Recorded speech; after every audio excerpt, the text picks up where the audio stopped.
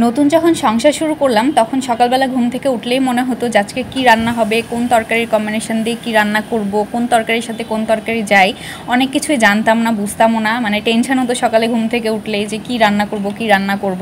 তো আসসালামু আলাইকুম সবাইকে, কেমন আছেন আপনারা সবাই? আশা করছি অনেক ভালো আছেন। আজকে নতুন একটা রান্নাবান্নার ব্লগে আপনাদেরকে স্বাগত।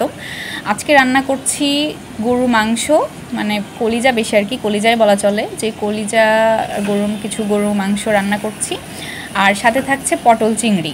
যারা কখনো এখন পর্যন্ত পটল চিংড়ি রান্না করেন নাই তারা অবশ্যই একবার রান্না করে দেখবেন, অনেক স্বাদ লাগে। আর এই তো আমি গরুর মাংস মানে কলিজা ভুনা করতেছি আর কি।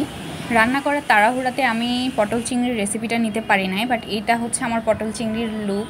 মানে সাথে কয়েকটা ট্যাংরা মাছ ছিল, দিয়ে দিয়েছি, মানে 4-5টা ট্যাংরা মাছ। ভাবলাম যে এই 4-5টা ট্যাংরা মাছ দিয়ে আর কি করব, ফ্রিজে ছিল তো এর সাথে দিয়ে দিয়েছি। আজকের পটলটাও অনেক সুন্দর ছিল, একদম ফ্রেশ। এই যে দেখেন একদম সবুজ সবুজ পটল, সাথে লাল লাল চিংড়ি মাছ, মানে দেখতেই ভালো লাগতেছে, মন ভরে যাচ্ছে। ঝোল করেছি। আমার এরকম তরকারি দিয়ে ভাত খাইতে খুবই ভালো লাগে। আজকে এই তরকারির সাথে কলিজা ভুনাও আছে। আমার কলিজা ভুনা খেতে এত ভালো লাগে, অনেকে দেখি কলিজা ভুনা খায় না বা কলিজাই খায় না, কিন্তু আমার খুবই ভালো লাগে। তো এটা দিয়ে খাইতে খাইতে ভাত পুরো মাখাই গেছে। এই ভাত শেষ করার পর আমি কলিজা ভুনা দিয়ে আবার ভাত নিব। আজকে হয়তো বেশি ভাত খাওয়া হয়ে যাবে। যাই হোক, খাওয়া দাওয়া শেষ করে নিই, তবে ভিডিওটা লাস্ট পর্যন্ত দেখবেন, কারণ আমি আজকে লাস্টে যাব। এখানে পাকিস্তানি মানে বিহারি যেটাকে বলে, তো ওনাদের একটা স্যুপ পাওয়া যায়, ঠিক অন্যরকমভাবে তৈরি করে স্যুপটা, চিকেন কর্ন স্যুপ, মানে স্ট্রাকচারটাই অন্যরকম। এখানে অনেক বিখ্যাত স্যুপটা, তো ওইটা খাইতে যাব।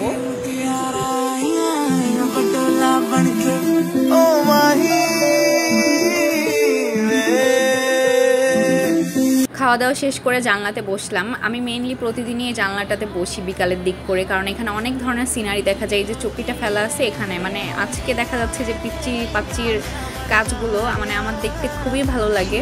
ছোটোবেলার কথা মনে পড়ে যাচ্ছে, তো ভাবলাম যে আপনাদের সাথে একটু শেয়ার করি। দেখেন, বিশেষ করে যে হলুদ জামা পরা মেয়েটা মানে অসম্ভব ভালো।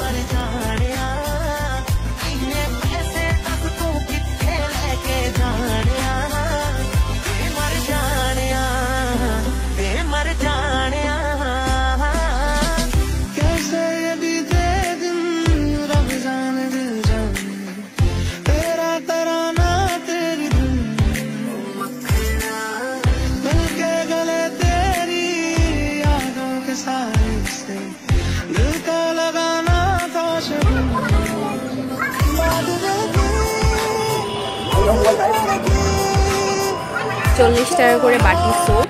এখানে খেতে এসেছি মিরপুর 12D ব্লকে আর কি। তো দেখেন কত ভিড়, আর এই যে স্যুপের স্ট্রাকচার মানে অন্যরকম একটা স্ট্রাকচার।